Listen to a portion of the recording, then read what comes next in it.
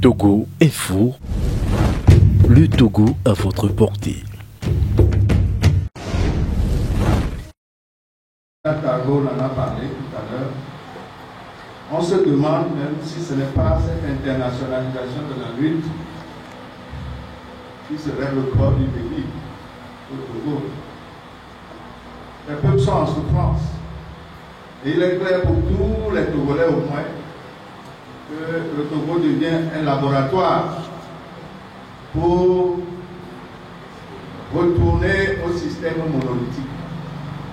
Toutes les techniques qui sont appliquées au Togo, on a commencé par les essaimer dans la sous-région. Ça, c'est la grande réalité. Aujourd'hui, il est clair pour nous tous que la notion des coups d'État, que j'appelle les coups d'État de virgule, c'est quoi les coups d'État de virgule? Vous avez une constitution, il suffit de bouger une virgule ou de placer une virgule, ça devient une nouvelle constitution, donc le compteur est revenu à 0. Et c'est ça qu'on applique. Et c'est ceux qui font justement cet coup d'État de virgule-là qui disent aux autres qu'ils vont faire un coup d'État pour les déstabiliser. Mais soyons sérieux.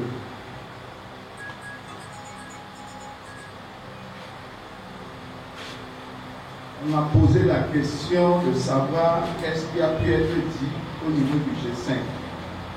M. Targon a répondu à cette question. J'ajouterai tout simplement que ce qui a été dit au G5, c'est le problème de tous les Togolais, y compris vous aussi, les journalistes.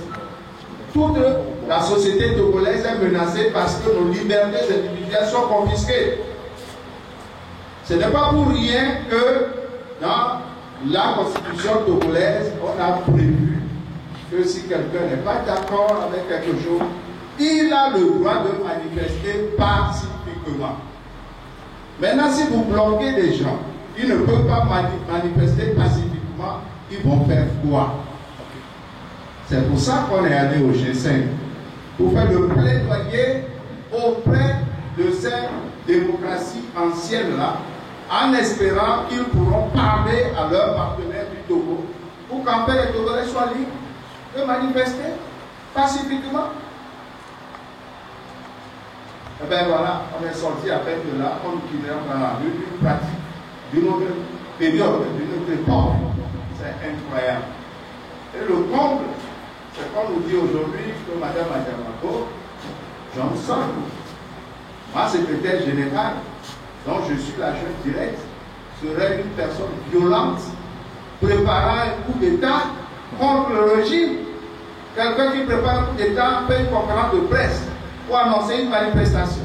Quelqu'un qui prépare un coup d'État va voir nos partenaires en développement pour leur dire plaider notre cause auprès de ce régime pour qu'il laisse en fait les Togolais manifester librement. Quelqu'un qui a pris fonction il y a à peine 3 jours a eu le temps de préparer un coup d'État. C'est incroyable. Je voudrais dire publiquement ici que Mme Adjamako Johnson, je la connais très bien, elle est profondément pacifique. Et elle n'a qu'une seule ambition.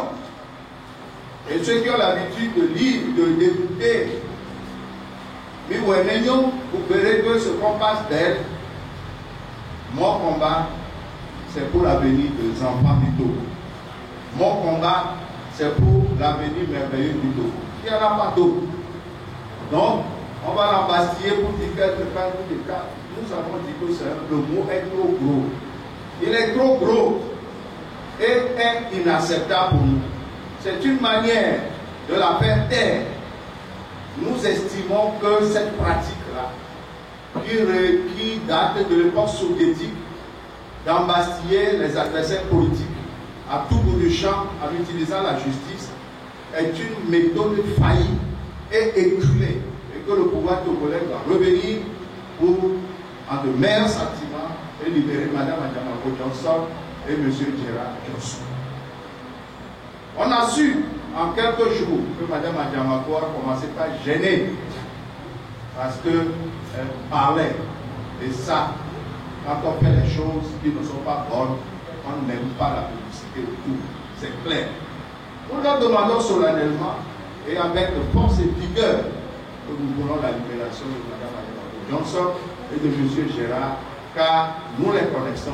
En aucun cas, il ne peut pas avoir une collusion pour préparer un coup pour déstabiliser, s'il vous plaît, un régime.